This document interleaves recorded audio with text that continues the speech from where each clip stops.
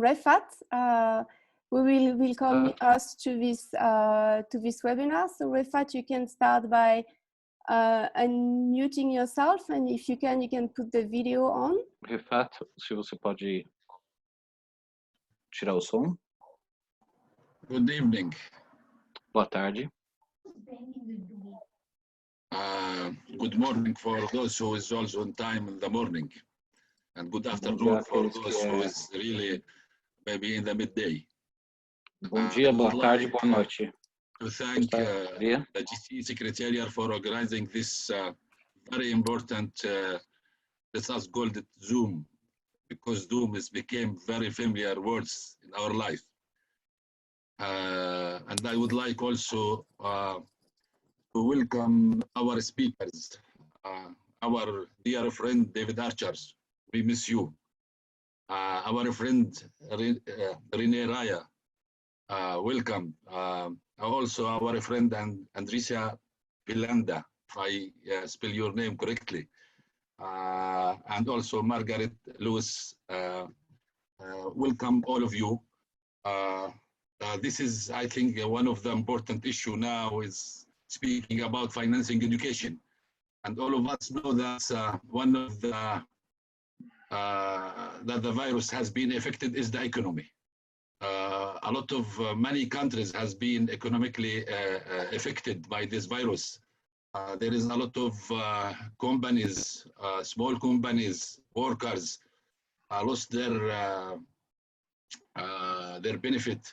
There is a lot of lose in the money. There is in many countries there is millions of workers who leave their works, their jobs without any kind of benefits. There is a lot of violation happened against many people, especially the women. So one of the things that the people they analyze that maybe after this corona we will face as a civil society even some of the difficulties regarding funding, especially also if we speak about the education, we are concerned about the funding of the education after the corona. Also, as part of the economic crisis, maybe the people will go more to the public schools. And this is really one of the challenges of education.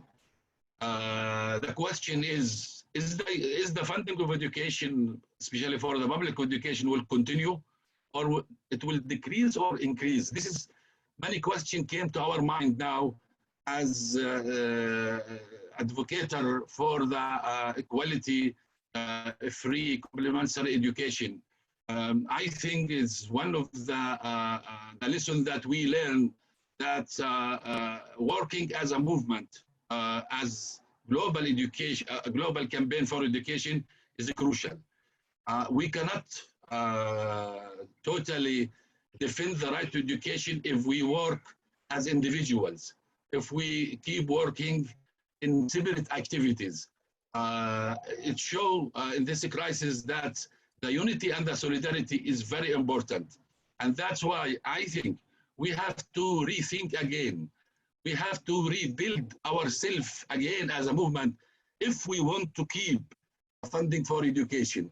If we work as individual at organization level or at national level or at the regional level or at international level as a countries or as an organization, we will not be able even to secure the accurate funding for education.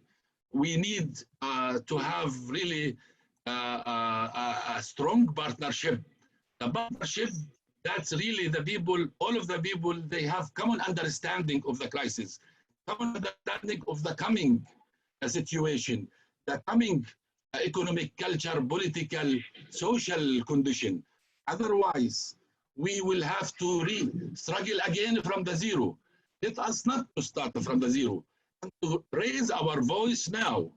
That's the policies of all government, international organization should include in their discourse the right to education, and it should keep the funding for education forever. Again, we have to continue as a movement. We have to keep believing in what we are doing. We have to keep working as one unity in the world who work on the education. Again, I would like to welcome you, and I will leave to Marlene if she wants to introduce more about each speaker in this workshop. Thank you.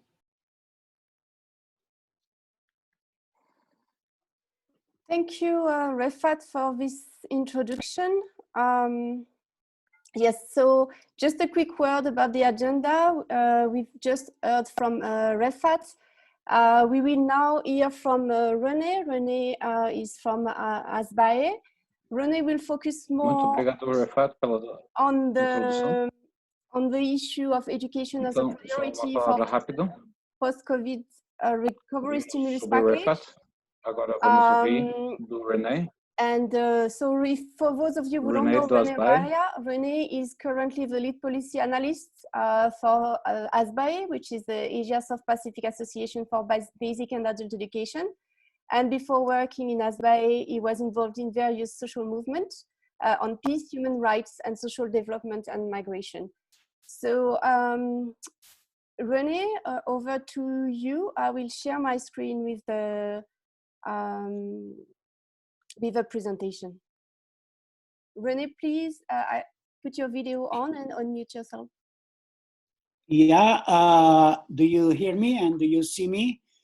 Thank you, yes. Marlene. Thank you, Marlene, and thank you, Refat, for giving that passionate context of our current situation. Yeah, so let me share with you the thinking related to the critical importance of education in the post-COVID pandemic recovery package. Now, first, looking at the financial impact. Can you go to the next slide, please? Looking at the financial impact of the health emergency, well, the IMF and most other banking institutions would look at the global economy and project it to contract at around 3% for the year 2020 and about the same level by the following year. And most countries, most governments project deep recession in the coming 2 or even more years. There has been massive job and livelihood losses because of the health emergency. There has been salary cuts, reduction in work hours, and massive returning of migrants. And for the region of Asia and the Pacific, this is very important because the region is the top labor-centering region in the world. Nepal, for example, project that there will be 1.5 million Nepali migrants that will be coming home. And in the Philippines, it's about 500,000 are expected to come home during the year. And the Philippines, of course, is the top sender of seafarers around the world. And because of the lockdown or in most cruise liner, that will affect the seafarers. Okay, and that means reduced remittances, and all this would mean increased poverty, increased dropouts, child labor, and reduced enrollment. Asia Pacific also has a large informal economy. Probably over 80% of the economy in South Asia and about 65% in East Asia and the Pacific. And these are the workers that has been affected, hit hardest by the lockdown and by the recession because they have no social insurance, no paid leaves, and little or no savings. Commodity prices, it is at historic lows. And there has been continuing, even after the lockdown, social distancing, and that means reduced economic activities. And expected decline in ODA for education and probably for the other sectors as well. Okay, so next slide, please. There's a shrinking fiscal space, and this threatens education budgets everywhere. Too much of the GDP has been used to fight the COVID-19 emergency. There's the expected contraction of the economy, subsidies and tax relief for the affected big businesses, and the expected reduction in tax revenues due to income losses. And that means, having tremendous pressure on the education budgets. For example, in the Philippines, we already lost $100 million for the last mile school program, and this has been realigned for responding to the COVID emergency. And for this year, 2020, the government is asking for reserving 10% of all budgets, of all agency budget, including education, to reserve for the COVID response. And so what would be our call given this situation? I think it is very important that we protect the education budget. We assert that education is a critical stimulus for any recovery, and we should build back education systems that are more equitable and more inclusive. Next slide. However, unfortunately, education has not been prominently factored in most of the recovery packages. Most stimulus recovery packages ignore education, and listening to some of the webinars and the papers that are circulating around from the UN, from ESCAP, regional commissions, from SDSN, or Jeffrey Sachs, and many others. There is virtual, or no mention of education in the recovery packages. And most country stimulus packages also do not mention education when we did the scan of the upcoming emerging stimulus packages. And the proposed solutions may actually exacerbate inequality and promote commercialization of education and facilitate corporate capture rather than really responding and making education work. Actually, only a few countries mention education in their recovery package, and so we should look at that and see what we can learn from them. Algeria, for example, is saying we have to cut budget by 30%, but we have to keep wages intact and also protect health and education budget.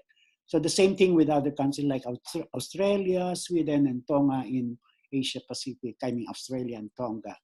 Okay, and of course, UNICEF, the Alliance of UNICEF, UNESCO, World Bank are also stressing the importance of education in the recovery plans of the government.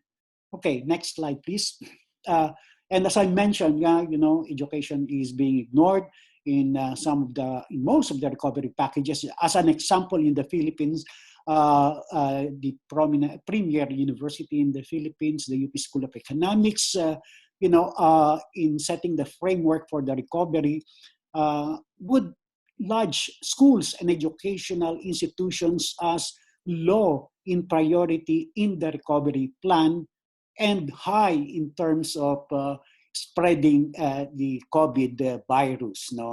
And there are also quotes which I would like to share with you coming from some of the ASEAN countries when they responded to the COVID crisis and the crisis. In Singapore, for example, we formally closed schools and all non-essential businesses. And Cambodia, we closed 157 casinos and schools had been closed. So, identifying schools, education institutions, along with non-essential businesses, is something that we have to correct. Okay, next slide, please.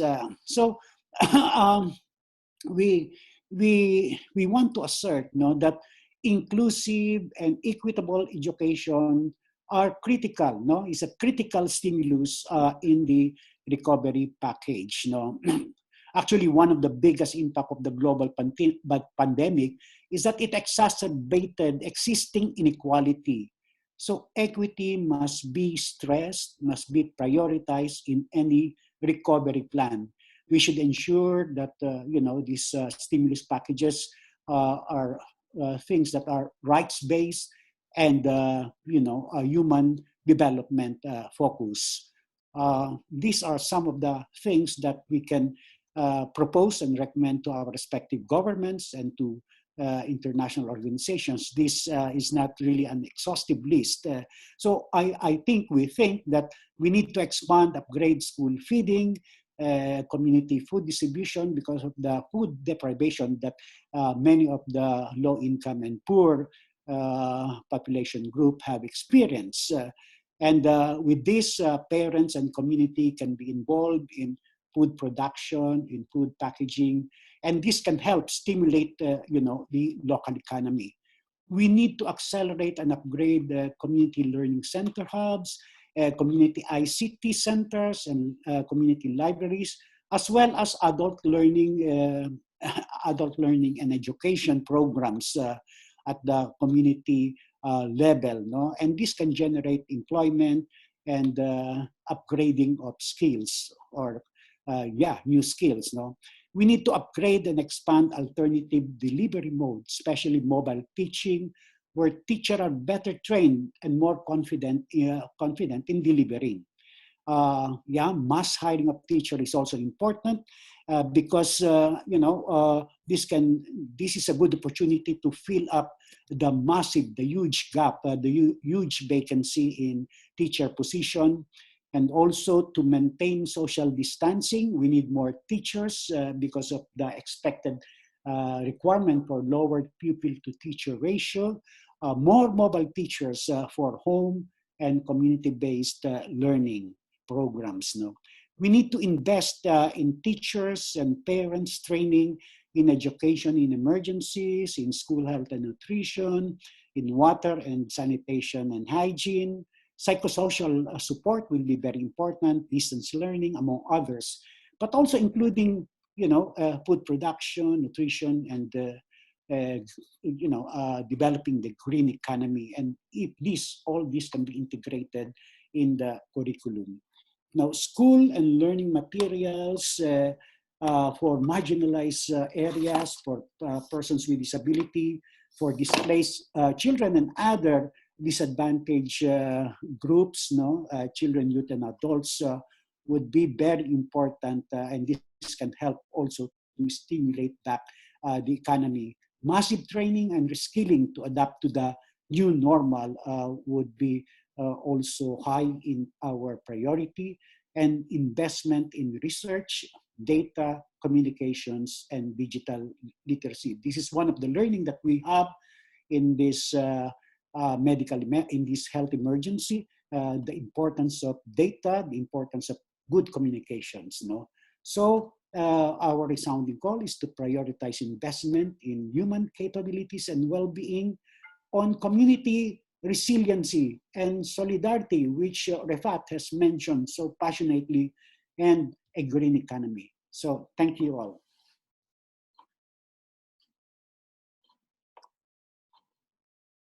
Thank you so much, Rene, for this presentation. If you have any questions for Rene, you can ask them in the question and answer box, and he will answer during the other presentation or at the end of the webinar.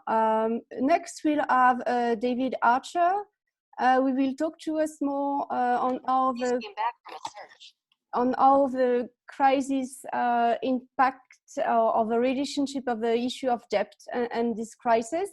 So for those who don't know David, David is the head of participation and public services with ActionAid, and he has been the head of education for many years before that. He's a founder and the board member of the Global Campaign for Education, and is also now the chair of the board of the Right to Education Initiative and the chair of the Strategy and Impact Committee for the Global Partnership for Education. David, over to you. Okay, thank you. And I don't think we need to have the slides up as such. I'll just talk if that's okay, and people might want to just see me rather than look at the slides. I want to talk a bit about debt, but I also want to talk about austerity and tax justice, because I think what we're dealing with is something where we need to have a very, we need both short, medium and long-term action to recover public financing in response to the COVID crisis. I think we've had decades of chronic underfunding of education and also health, and that chronic underfunding has left health systems underprepared to respond to COVID and has led to the sort of under-resourcing of public education that many of us are familiar with and have been and have acknowledged for many years.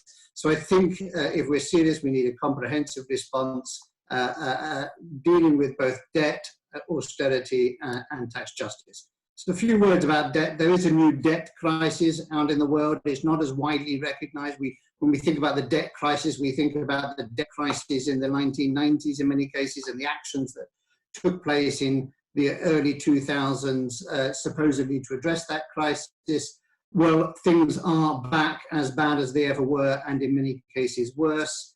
We've just done a recent study in ActionAid that looks at about 50% of low-income and lower middle-income countries are now spending over 13% of their national budgets on debt servicing. And we have documented that countries that spend over 13% of their budget on debt servicing effectively cut spending on public services on average by 6%. And that contrasts very significantly with countries who spend less on debt servicing, who over the last 3 years have increased spending on essential public services. So there's a cut-off point at about 12 or 13% of the national budget going on debt servicing. And we're seeing at least 50% of countries now spending so much on debt servicing that they are having to cut spending on essential public services, education and health.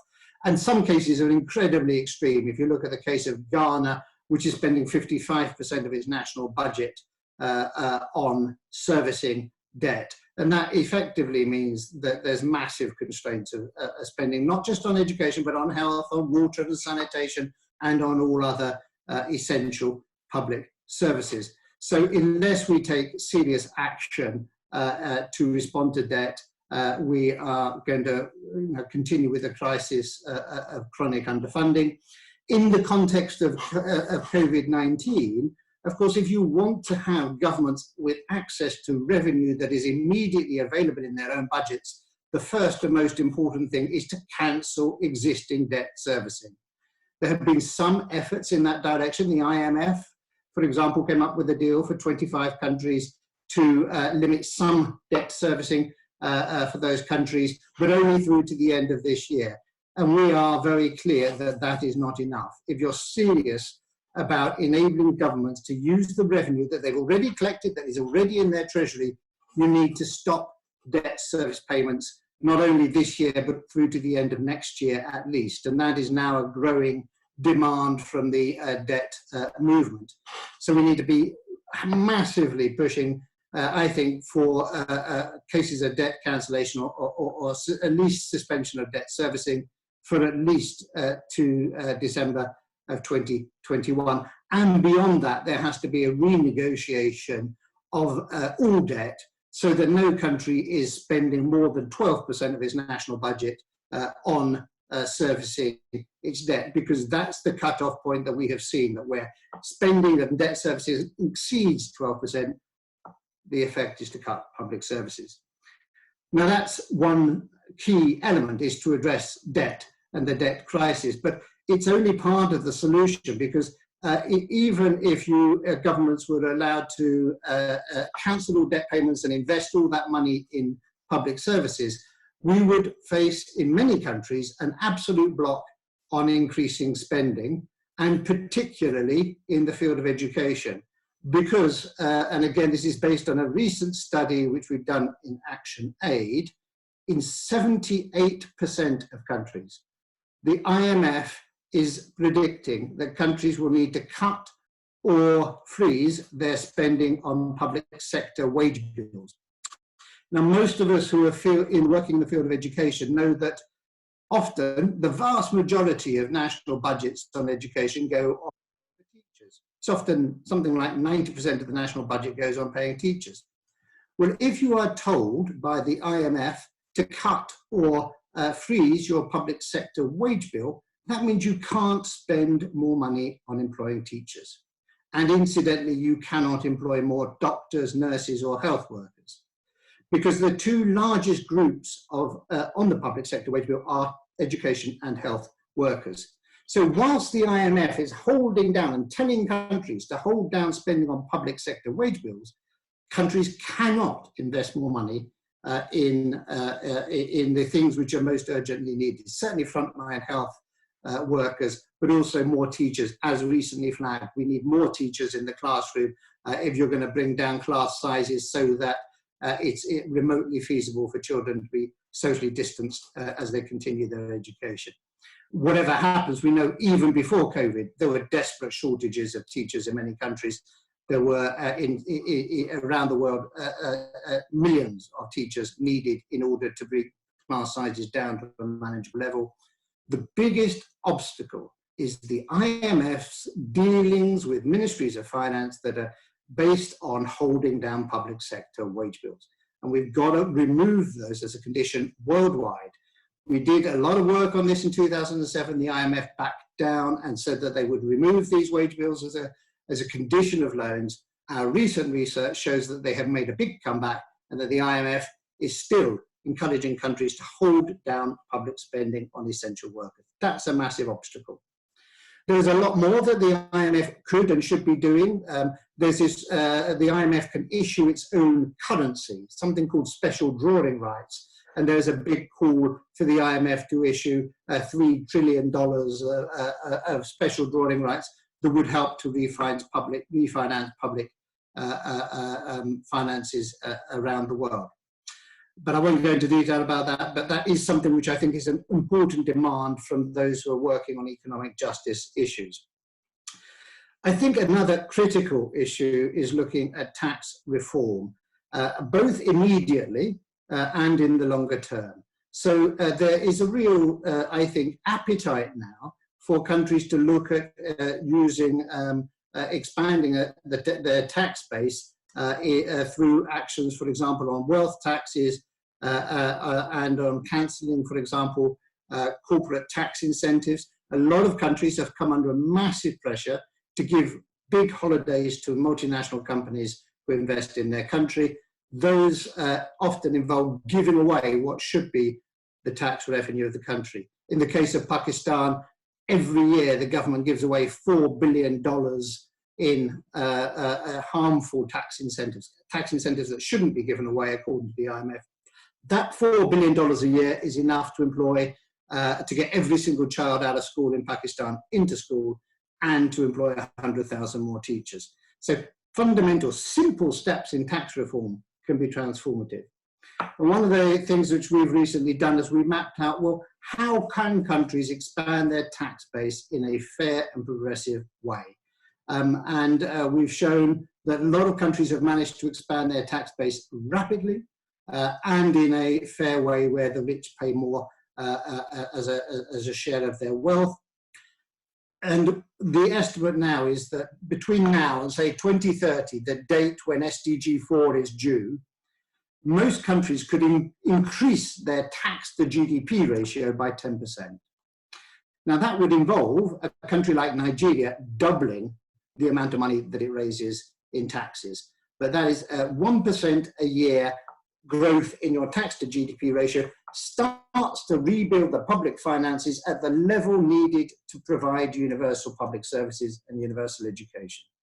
At the moment, we are seeing most low-income countries have a tax to GDP ratio of just 16 or 17%, and that is simply not adequate to finance public services. And that's as a result of policies over a long period of time, encouraged by the World Bank and the IMF to hold down public spending and to really premised on a belief in a small state.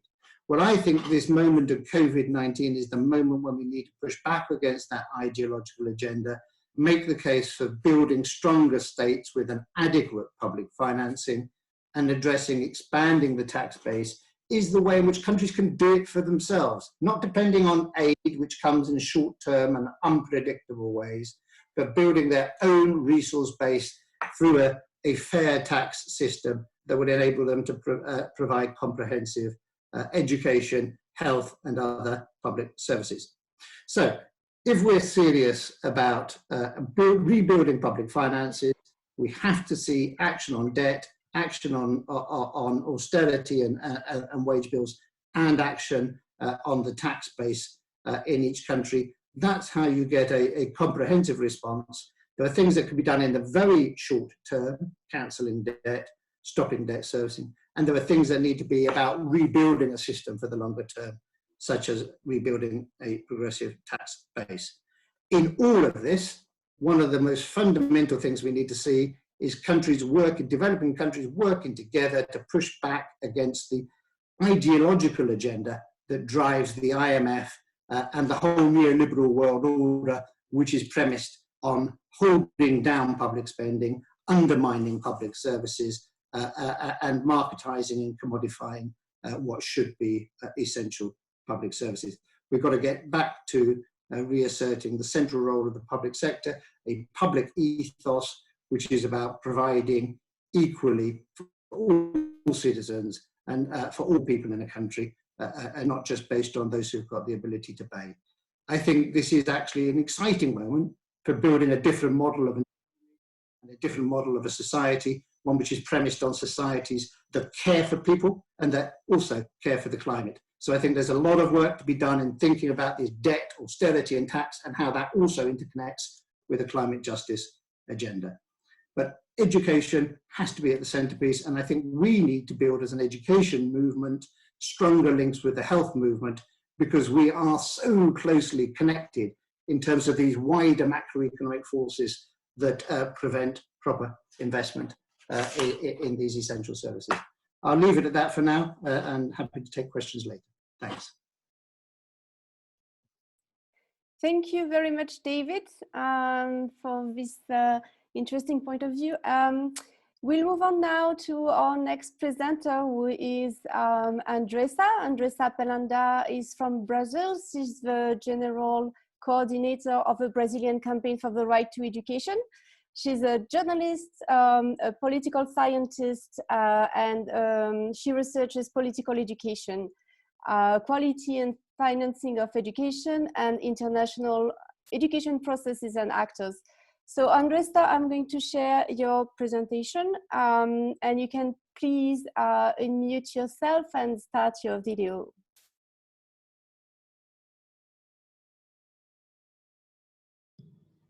Thank you, Marilyn. I cannot see my presentation. Okay, great. So thank you. I share many point of views with David and Rene that already spoken, and I'll show a little bit on what happens when all of those contexts, international contexts and national contexts, happen deeply in the national area, and especially in the Brazilian context, that is the most touched country in Latin America from the COVID-19. So Marilyn, please, you can pass. So I'll speak a little bit on the consequences of the lack of adequate financing in many decades. That rises now in lack of many facilities in education and in other areas that touch education. So we have a lot of structural challenges of distance learning that is coming right now. So to keep making education, we are facing a lot of problems in Brazil. So we have a lot of challenges on the work of education professionals that receive one of the lowest incomes from the world. So we have lack of adequate training, overlapping functions at home, teachers, numbers of teachers that have no time to individualize education. In many countries that we are speaking with in Latin American and also in Lusophone countries of the Lusophone Network for the Right to Education, we are seeing that we have a lack of other facilities as the access to internet, with reasonable broadband, lack of access to decent computer or tablet or related devices. Here in Brazil, less than 60% have access to broadband, and less of 40% have a computer at home. So it's kind of the majority of the population. You can pass, please. And we have other lack of resources of training of parents. So we have 38 million adult people with in functional illiteracy in Brazil. So this is a huge problem of also of the lack of adequate financing in many decades, because we don't have parents with sufficient training at home to support their children to have education. We have also a lack of a place at home with salubrity and silence. This is the image that I put here. So as you can see, this is the image that we see in most of homes in Brazil. We have also lack of potable water. We have 35 million people without treated water and 100 million people without sewage collection, and lack of food, as Rene have already spoken of. This is happening also here. The National School Feeding Program reaches 4 million people in Brazil, and this program is not functioning yet. So it's been 2 months that we are really touched by the COVID-19, and 2 months that our children do not have this program functioning. And all of this is due to lack of financing to public systems, and especially to education. And normally, and this impact is due to austerity measures that have been published and done here in Brazil. It's been like 5 years now. In 2019 alone, education lost kind of $5 billion to austerity. It's $32 billion reais in Brazilian currency. And if we maintain austerity, we are having projections that we are going to lose in the next year 52.4 billion reais. It's kind of $8 billion for education only. You can pass, please. This is because we invest in an average of $40 per month per student in basic education in Brazil. So it's a lack of public financing for education and other sectors. This is an image that is very current of our slavery time that we say we didn't surpass yet. And this O Brasil Não Pode Parar is the Brazil Cannot Stop is a campaign that the government pushed so as so as the commerce and all the stores did not close, and so as we cannot stop making the economy turn. So this is kind of the image we have now in Brazil. So the Brazil cannot stop, education cannot stop. So we are putting distance education in any ways regarding discrimination and all the topics that I said before. You can pass, please. Adding to this, we have the threat of privatization of education. So this is GAFAM. It's a group of companies, of tech companies that have been making a lot of partnerships with the the public sector without their liberation from schools, and regarding partnership at a medium and long-term base, and allowing space for them to define how education systems should respond to the crisis. And we are making a lot of awareness that the use of digital platforms follow data security standards that they don't follow, as well as free softwares and other types of mechanisms that guarantee an adequate, free, public, and safe use for all students and school communities. You can pass, please. And what are the solutions so as this image is not growing and this situation of parents that don't have, that face inequality, don't pass this to their children? Please, you can come back. Thank you. So we are recommending a list of activities and actions from governments and also from civil society to push to these actions to be made. So it's necessary to think of everyone. So we have to maintain education, but we don't need to embrace discrimination and inequalities. So how can we do it in each of our countries? In Brazil, our suggestion is that measures taken must be flexible in education. So you have to make education, distance education, and complementary activities, but not necessarily we have to count as school calendars, official school calendars, so as we don't increase those inequalities.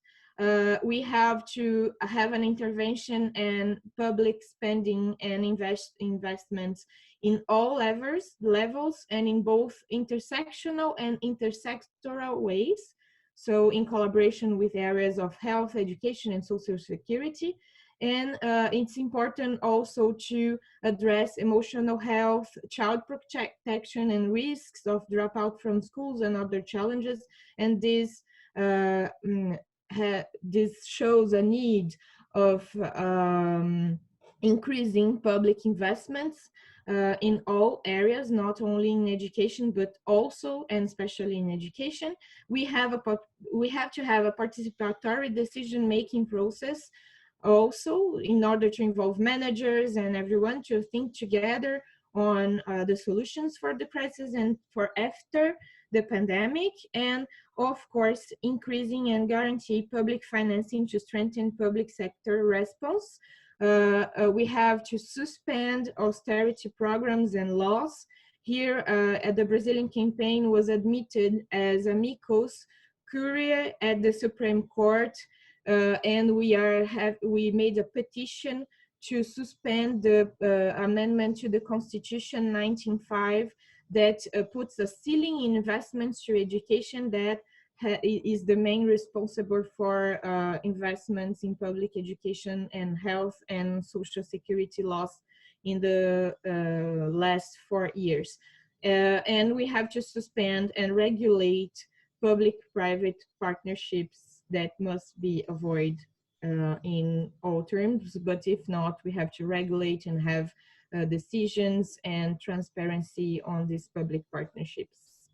So thank you, and I'm available for questions, and thank you for the opportunity to be here.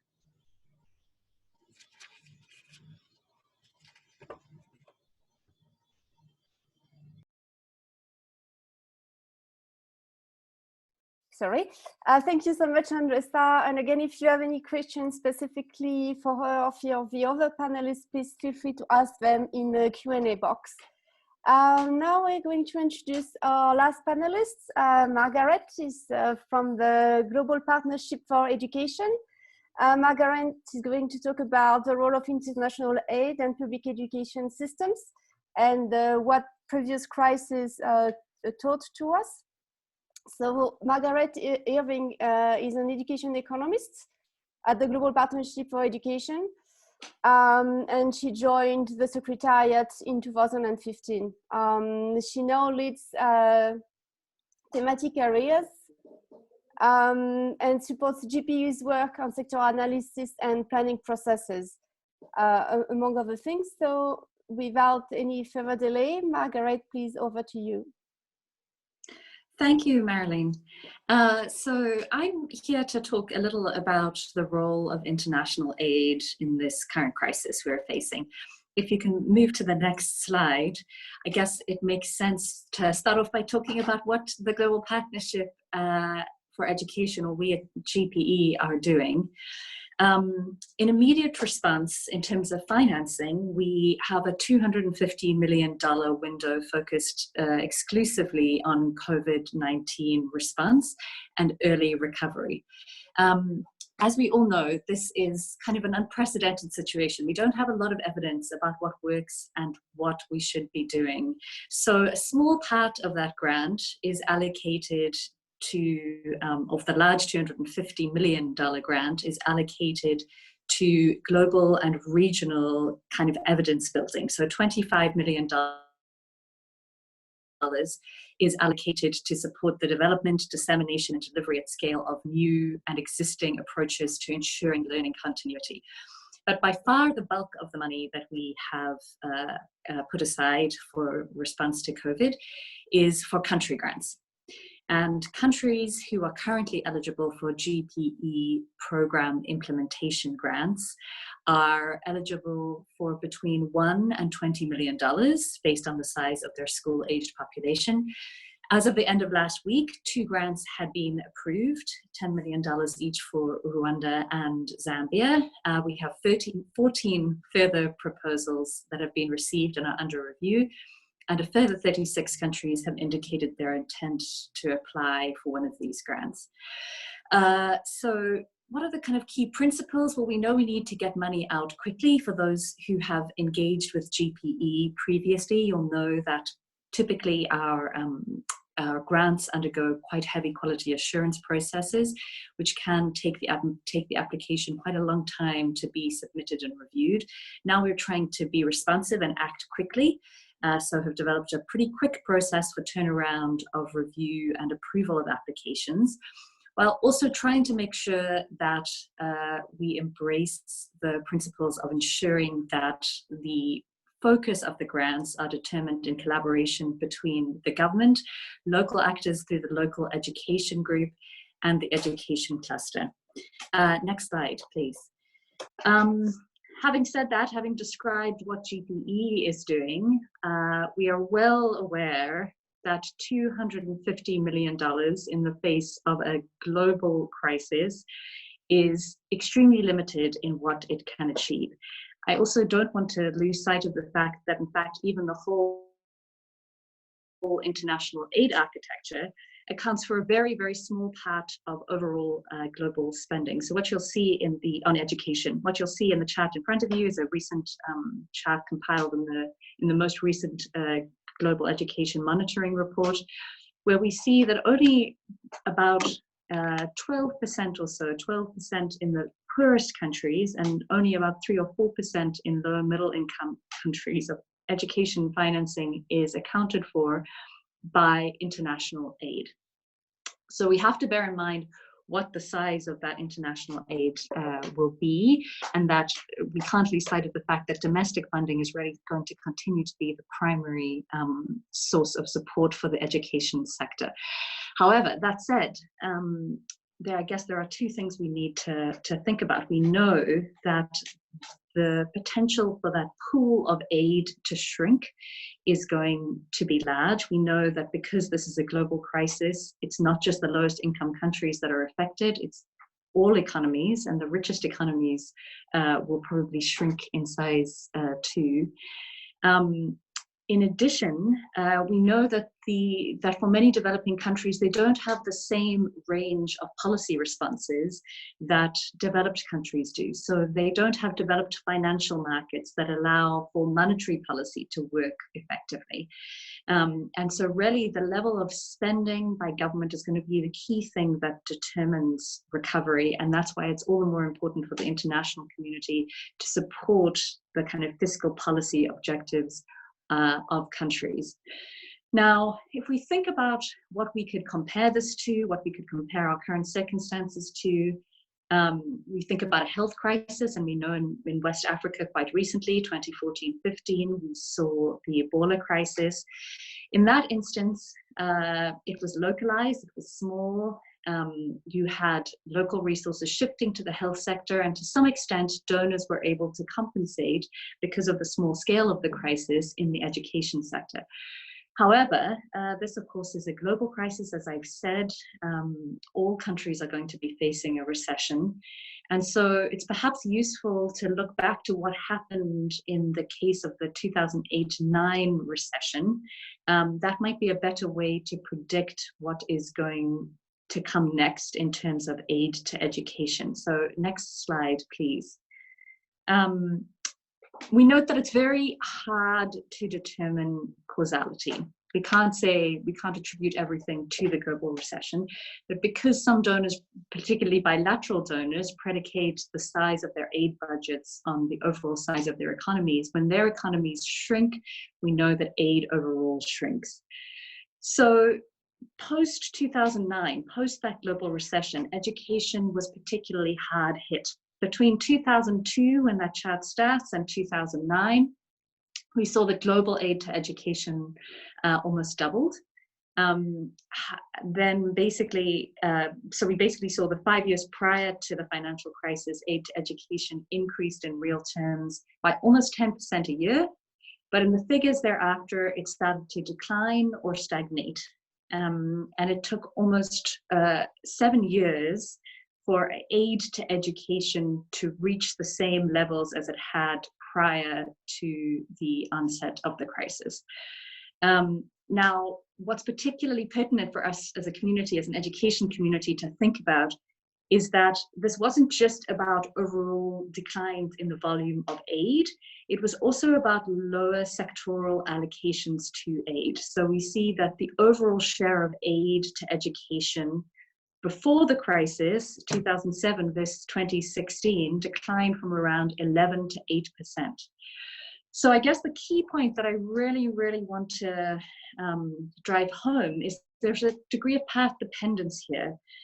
We see that after that financial crisis of the 2008-2009 period, there's a decline in aid to education. It takes a really long time to recover. So we need to be taking a really strong position for protecting education in the aid budgets of donors throughout this crisis.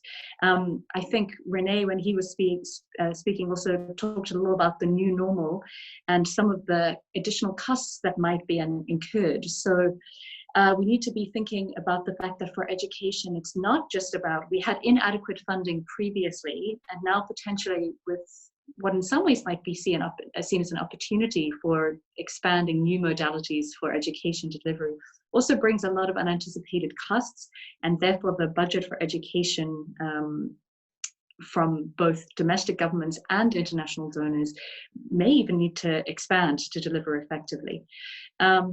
Moving to the final slide,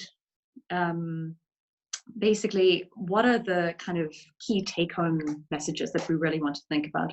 It's a global crisis. We need a global response. And in fact, at least in their rhetoric, most multilateral and bilateral donors have agreed that broad-based, coordinated support from all development partners is going to be critical to addressing the financing needs that we see for our most vulnerable countries, this including debt relief.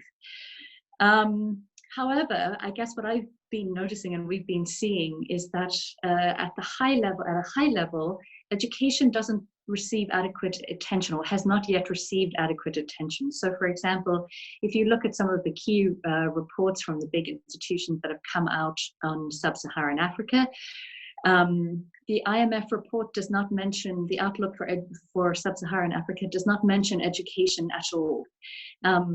The comparable report on sub-Saharan Africa for the World Bank does raise the significance of long-term impacts on human capital accumulation brought about by school closures as a result of lockdowns around the world.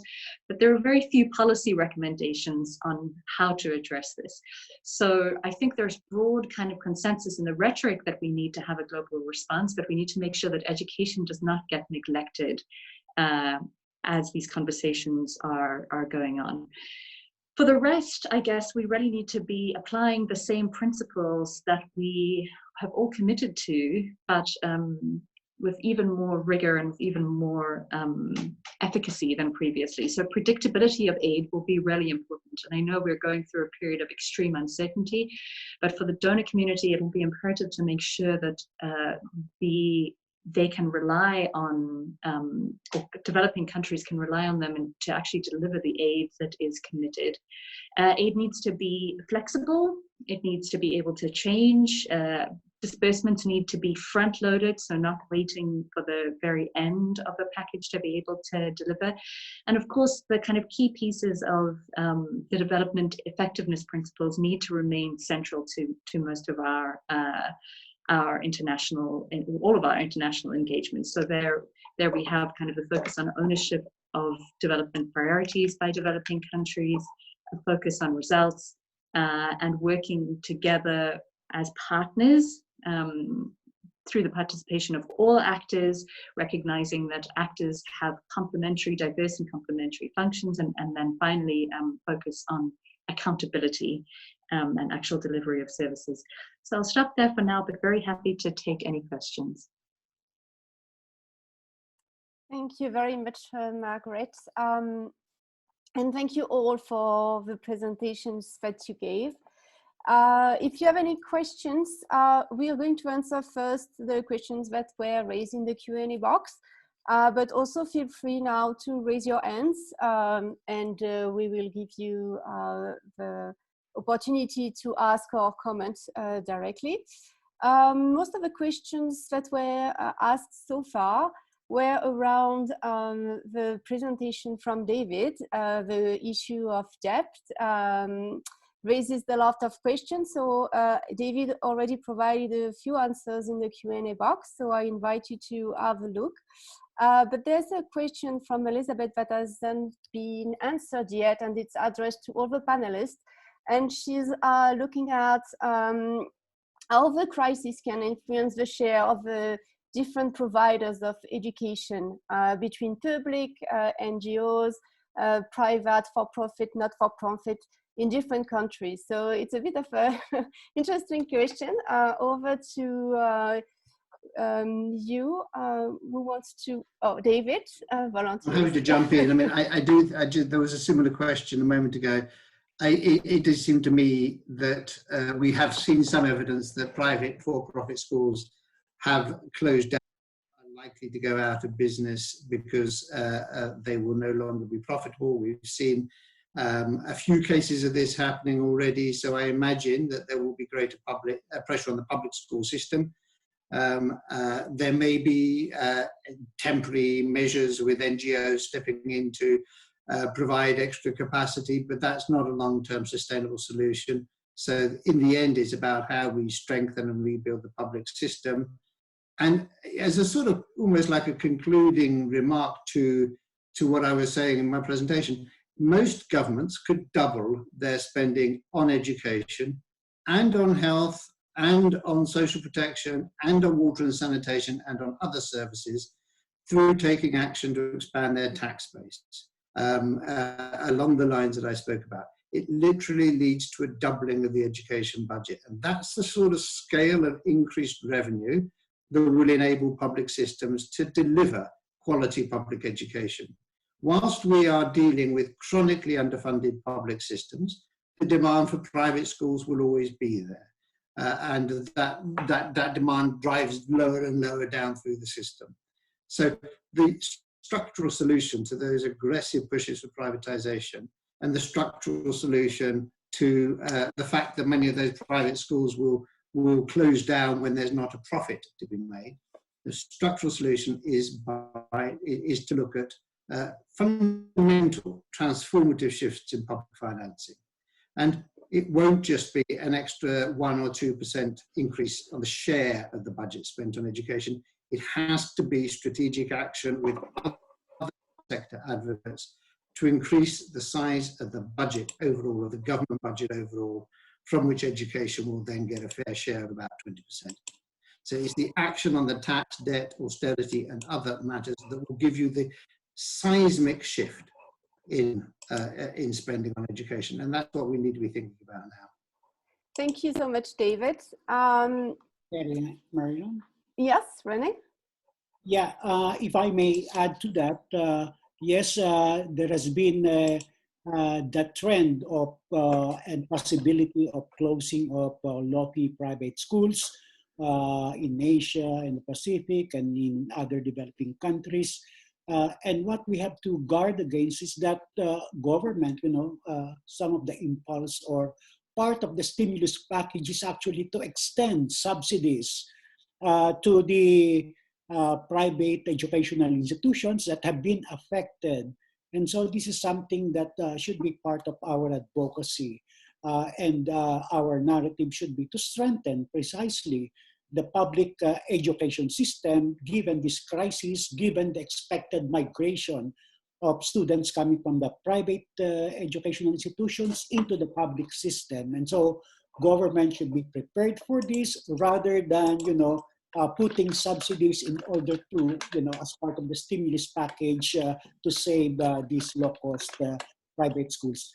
And then the second point that we should guard against is the aggressive commercialization coming from IT companies because the first impulse of government to respond to this crisis in education is actually to go online platform distance, online distance education, even if these are not appropriate for most of the developing countries for basic education. And so there has been what we noted as very aggressive marketing being done by some of the biggest global IT corporations offering their services, offering their platforms to this. So whatever little gains we have in our anti-privatization campaign might be lost, and because of this massive, aggressive commercialization on the multi-platform that is being offered to government. And most governments,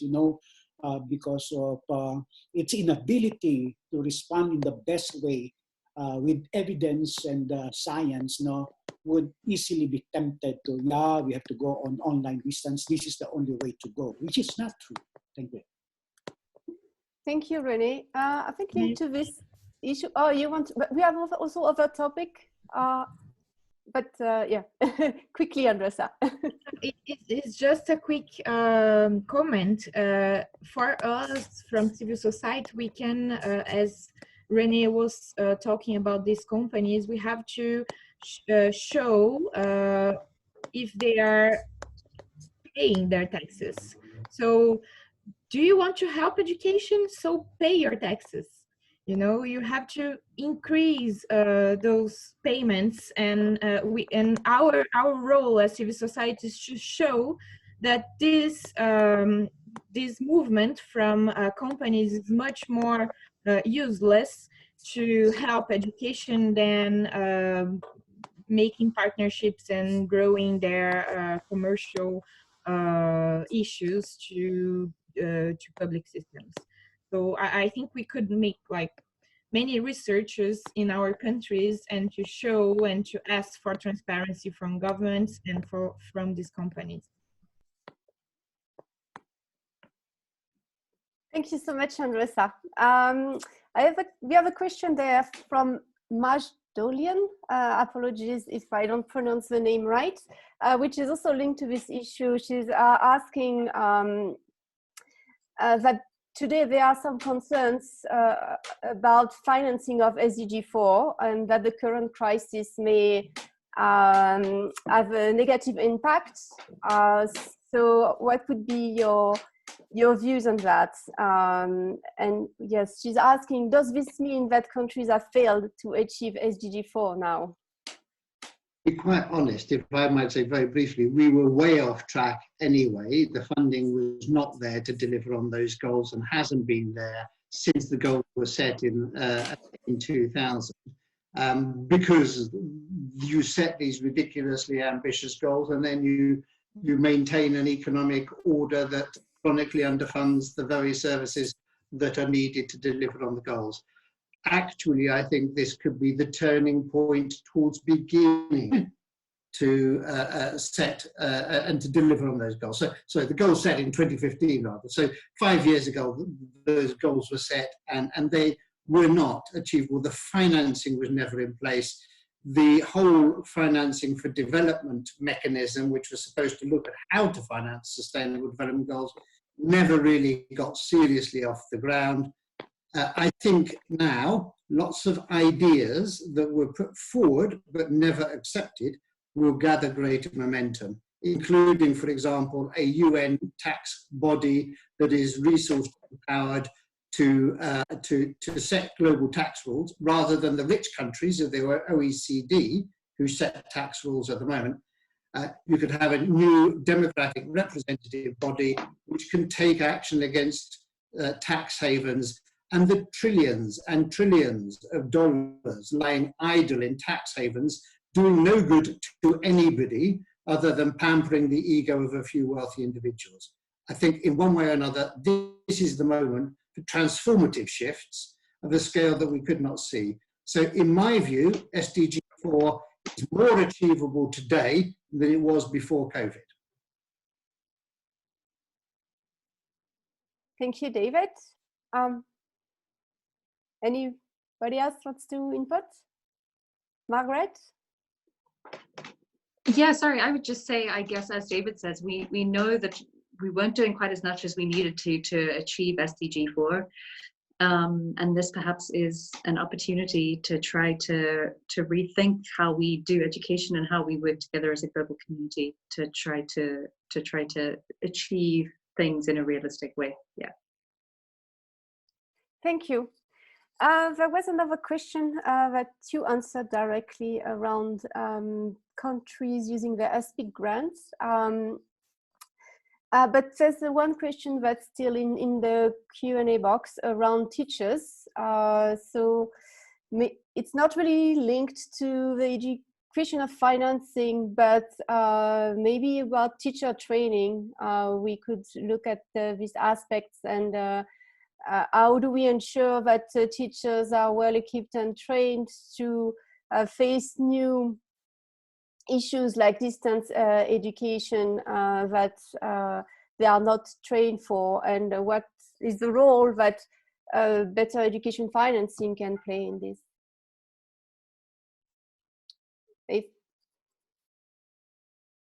Rene or Andressa? Hi, I think this is one of the questions that I think everyone is trying to answer, because our teachers here in Brazil are facing the same, and I think it's the same in several countries, especially developing countries, because our teachers do not have working conditions and training, and many teachers here in Brazil are being dismissed also. So they are one of the main subjects of education, and at the same time they are dismissed and under tough conditions all the time, and at the same time they are responsibilized for the quality of education. So for our teachers, we are saying that we must be together and ask together for public financing.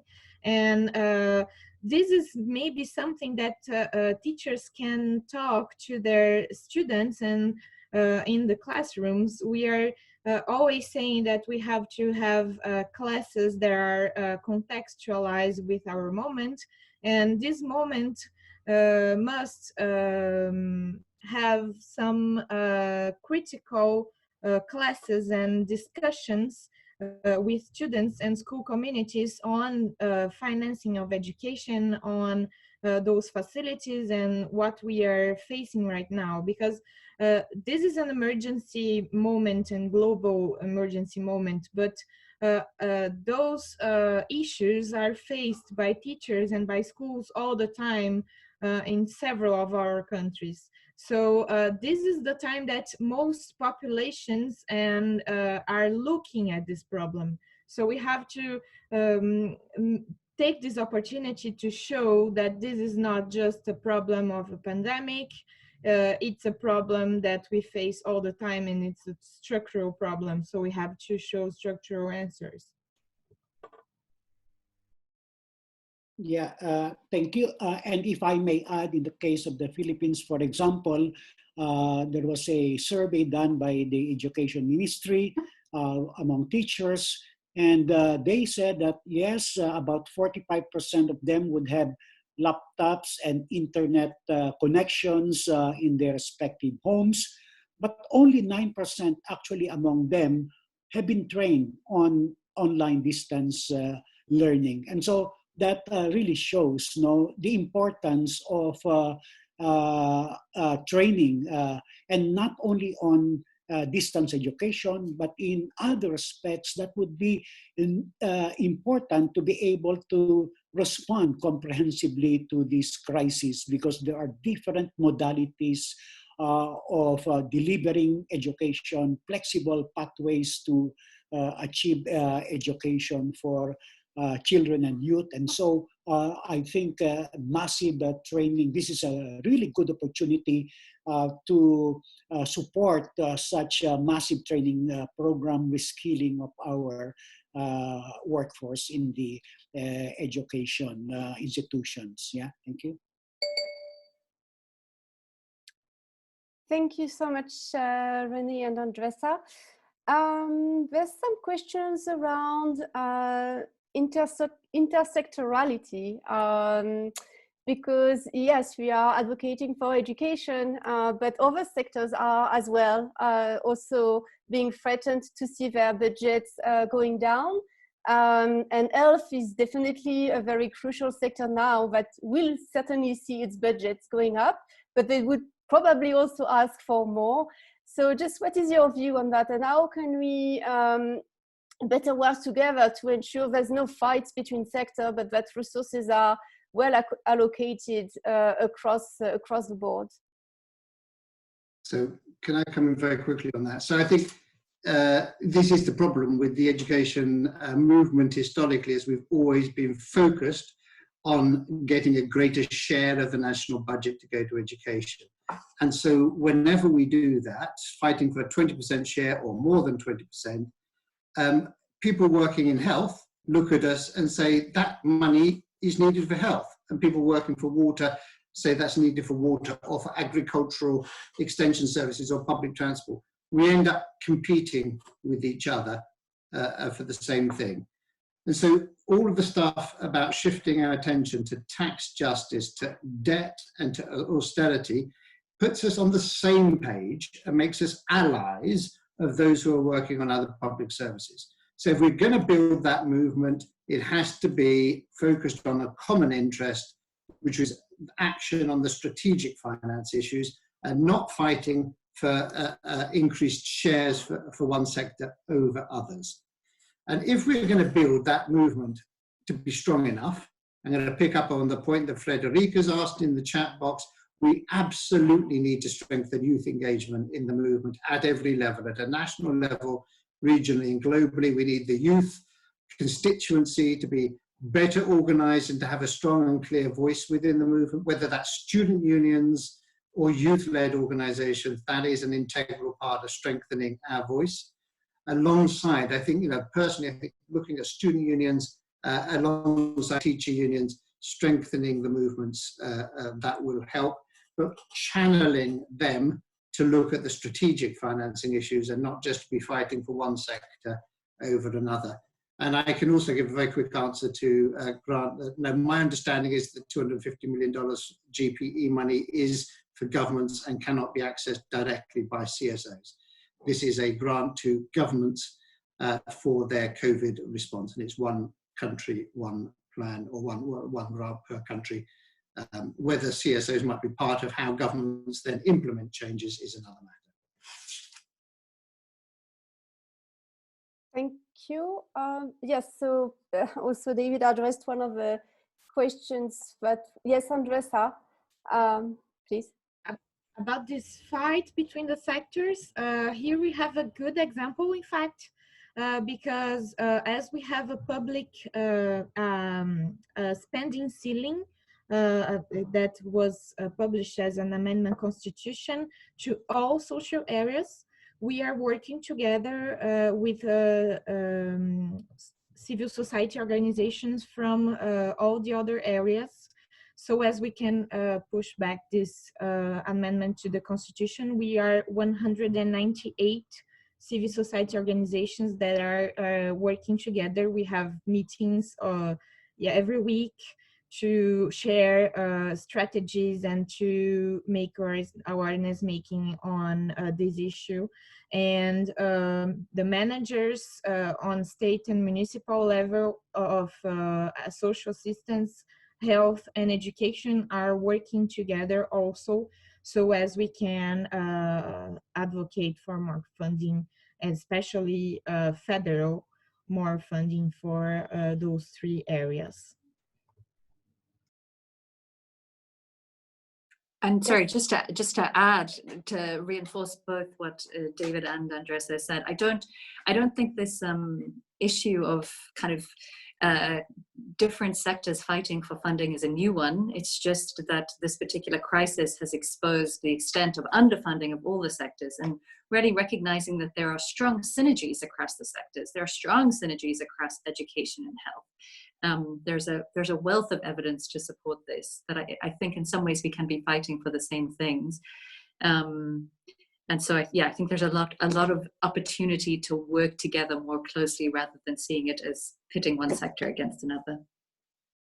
And just to add to that, actually, one of the interesting things is in the GPE strategic plan, there's more interest now in looking at these strategic finance issues beyond just the share of the domestic budget going to education. So it's been a significant shift in the last few weeks in terms of the appetite to address these within the GPE framework, which has been very, very positive. Just to add to that, David Kabugo made a question here on the chat that he says, what is your view on the need for programming and provision of socio-psycho support? Institutions and people need more on social support now.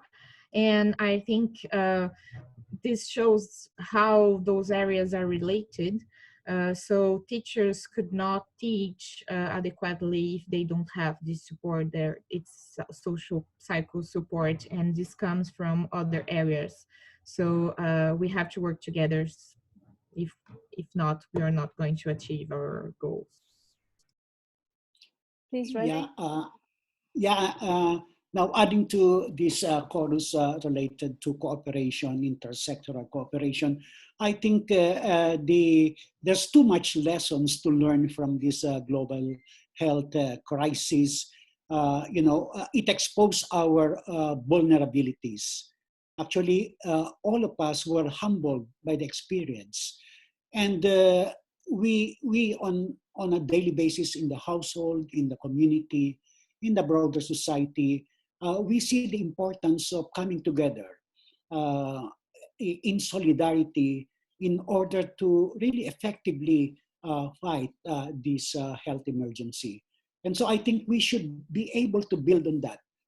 There has been quite a strong cooperation between education and the health sector, both government and civil society coming together and having, a unified voice. It's health emergency, responding to health. We need to upgrade. We need to upgrade social protection. We need to upgrade education altogether. So the entire social sector. And so this experience provided that avenue, the need for coming together, the need for solidarity, because, humanity has been humbled by this very experience. Thank you. Thank you so much, Rene. It's almost time. There's one question that, if we have a few more minutes from you, was around youth. You touched on it a little bit, but I think it's a very important topic, and we can maybe close on this last one. How do we involve youth better to advocate on these complicated issue. How do we coordinate with them? How do we make sure that their voices are heard in this whole debate? Yes, we can see in the panel today not so many youth voices, but it's really a question that we as civil society need to ask ourselves. So, and there was also one link to how do we create a joint global movement of civil society, which is also a broader issue, but maybe that could be a way to involve more youth voices. Over to, who wants to come first? David? Well, let me say, I mean, I do think if we're going to engage youth, I think it will be often a cross-sectoral agenda. So I think mobilizing, they could be helpful for building a joint global movement across public services. I also think if we're going to build a movement across public services, the first people to connect with are also the tax justice campaigners and the debt campaigners, the people doing the finance stuff. Every country's got think tanks or organizations or people working on tax justice. That link is a key one to make, because that relationship, then they will bring in and connect as well to health movements. The strongest link would always be education and health, because these are services that depend so much on a public sector workforce. Health, social care to some extent as well, early childcare and education have a very strong common ground. Water and sanitation, always slightly different because it's capital intensive, not public sector. Workers in quite the same way, but we should try to build links as much as possible. But I think the strongest ones will be health, education, and then tax justice, debt will be things. And hopefully youth need to be engaged at every level across all of them. Thank you. Andressa? Here in our network, we have a lot of youth, and we have partnership with youth organizations, and we are trying to we are producing guides of education and protection to face this pandemic. And to produce those guides, we are making a participatory way. So youth are invited also to participate and to produce those guides.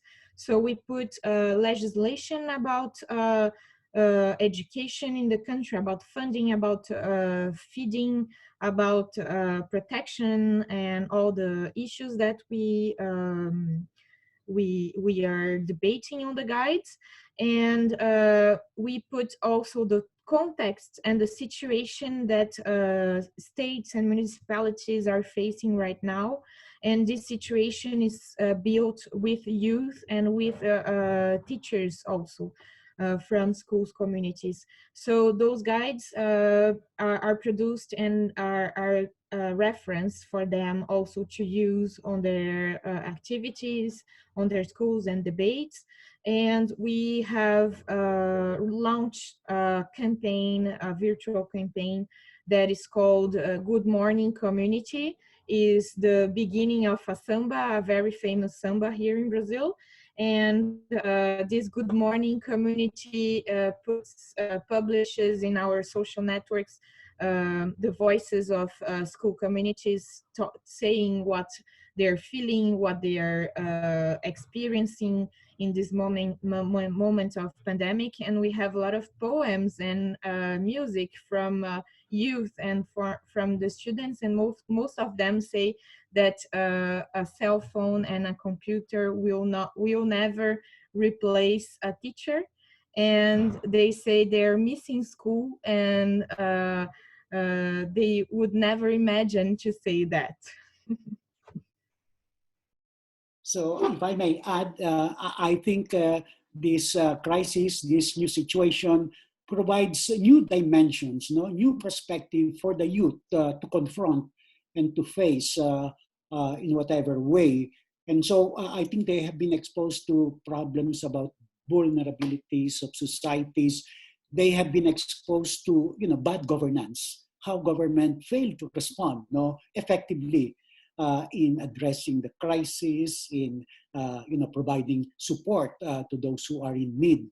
And so I think this is a good opportunity for them to rethink and face broader social issues, broader social concerns that relates to education itself.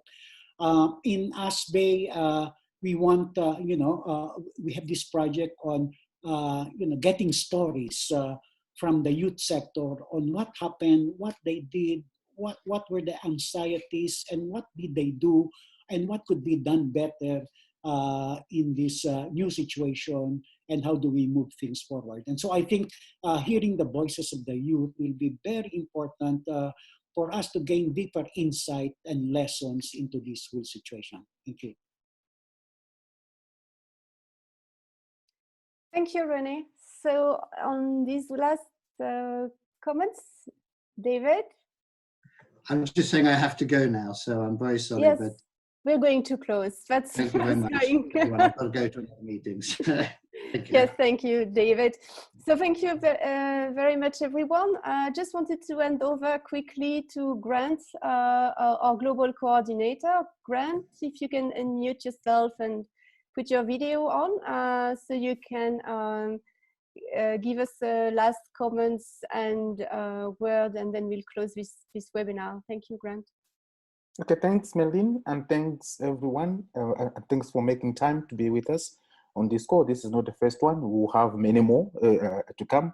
We'll try to find better ways on managing the interpretation, so that things can move slowly. But allow me just now to capture some two key issues which I felt were very critical, especially when we talk about, managing our finances or raising finances or increasing finances in education within the COVID crisis. I think most of the work will have to be done internally. There should be a lot more work in the countries. I think the issues that David raised, the cancellation of debt servicing, tax reform, ensuring that government do not just embrace these austerity measures from IMF and the World Bank. Those things are very critical, and I think those things can be done very, very easily. I think this is where we need to push more things, and I think Margaret also mentioned that most of the resources that finances education in the countries are more in-country based. So if we can push these things, we should be in a position to double, the budgets that governments allocate to education. A key issue on intersectoral work, I think the common ones are health and education. I think that's very important. I like the idea that I think, this whole issue of us pulling budgets against one another, want more in education, they want more in health. But if we are to have a common understanding and a common principle that, if the whole budget increases, all two budgets will increase. I think, there's a need for us to do that. And from this, one can see that, we are entering into a new world with new ways of doing things. I think, it will require innovativeness. It will require us to re-engage differently. It will require us to work as a global education movement. I think that's very important. The role of the youth, no one can deny that. I think it's a very critical point that we have to ensure that the youth are strongly engaged into the work that we're doing. So thank you so much for our panelists, and thanks so much for our colleagues who organized this. Over to you, Melvin.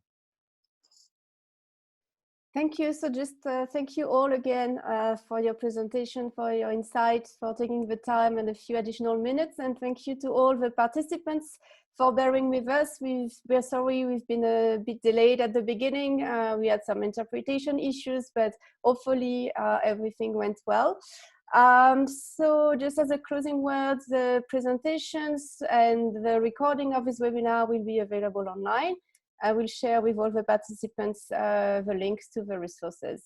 So thank you again. Last words from our panelists, if they want to say goodbye, and then we'll close.